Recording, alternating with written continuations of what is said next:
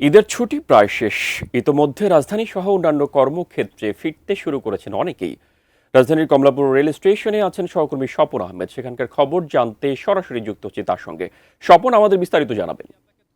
আসলে ঈদের ছুটি কিন্তু শেষ, অর্থাৎ রাজধানীতে ফিরতে শুরু করেছে কর্মজীবী যে সকল মানুষ রয়েছে তারা। আমরা সকাল থেকে এখন পর্যন্ত দুইটি ট্রেন আসা দেখেছি। একটি হচ্ছে রংপুর এক্সপ্রেস এবং কিছুক্ষণ আগেই এই প্ল্যাটফর্মে ঢুকেছে চট্টগ্রাম মেইল যে ট্রেনটি সেটি।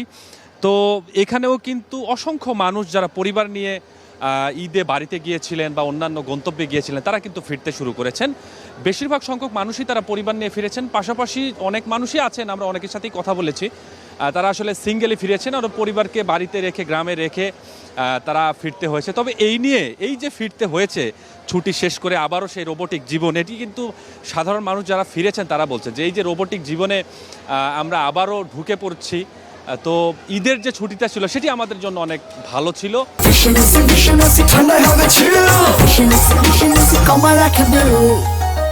পাশাপাশি তারা বলছেন যে এবারের ঈদে সর্বোচ্চ সংখ্যক স্বস্তি নিয়ে আসলে ট্রেনের যাত্রী জার্নি তারা করেছেন। অর্থাৎ যাওয়ার সময় যেরকম তাদের কোনো বিশৃঙ্খলা ছিল না কোনো শিডিউল বিপর্যয়, পাশাপাশি আসার সময়ও কিন্তু কোনো ধরনের কোনো বিশৃঙ্খলা বা শিডিউল বিপর্যয়ের কোনো ঘটনা এখন পর্যন্ত যাত্রীরাও ঘটেনি, পাশাপাশি রেল কর্তৃপক্ষ আমাদেরকে বলেছেন যে ঘটেনি।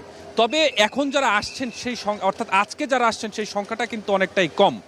যদিও ট্রেন যেগুলো আসছে প্রত্যেকটা বগিতে আসলে আসন সংখ্যা একদম নির্দিষ্ট ফুল করেই সেখান থেকে আসছেন, আমরা ট্রেনের ভিতরে ঢুকেও দেখেছি। পাশাপাশি অন্যান্য সময় আসার সময় যেরকম একটা ভিড় থাকে, যে স্ট্যান্ডিং দাঁড়িয়ে থাকার একটা প্রবণতা, সেটি কিন্তু নেই। তবে রেল কর্তৃপক্ষ বলছে যেহেতু আজকে শুক্রবার, আগামীকাল শনিবার, যেহেতু রোববার থেকে সরকারি অফিসগুলো খুলে দেওয়া হবে, অতএব শনিবার অর্থাৎ আগামীকালকে সেই সংখ্যাটা হয়তো যাত্রীদের আসার যে সংখ্যাটা সেটি হয়তো বাড়তে পারে।